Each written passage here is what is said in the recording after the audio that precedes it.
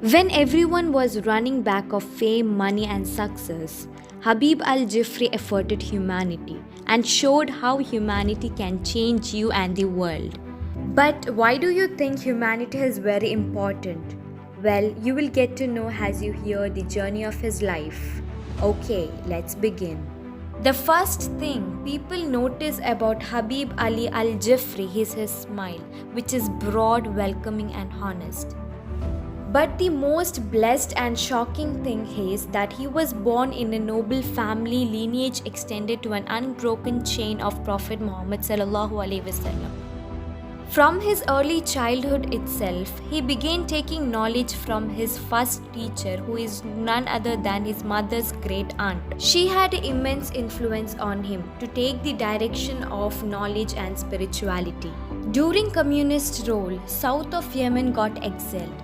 So further he studied in the school of Hadramawt, where great scholars meet.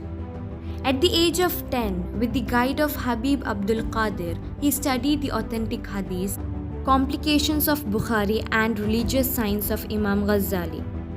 As this young boy growing up, one day as usual, he was sitting and listening to elders, where he heard one of the elders saying something about electricity that had entered in our village.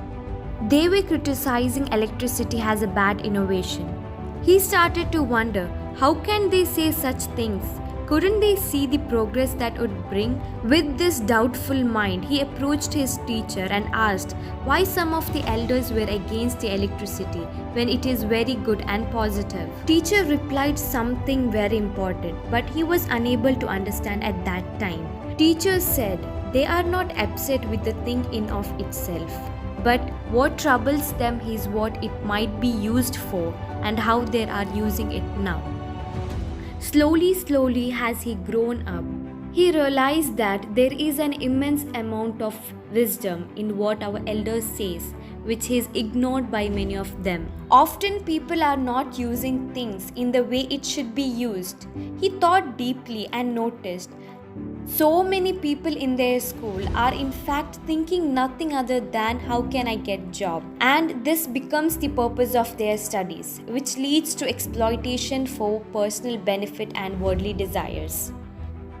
That was the time when he not only wanted to become a teacher or a student of knowledge, but also wanted to involve in social activities, to spread love, peace and harmony, so to truly stand up and call himself as a human being first.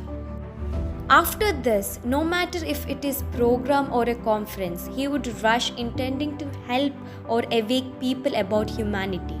He often says, we don't need people who talk anymore. We need people who act and who do dawah through their characters and behaviors, not through their speech. Now he is 49 years old, who is one of the most influential Islamic scholar, and also he have been involved in a lot of social works which help millions of people around the world.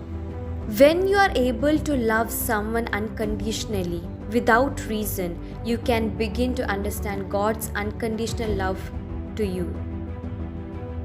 So, what's your story?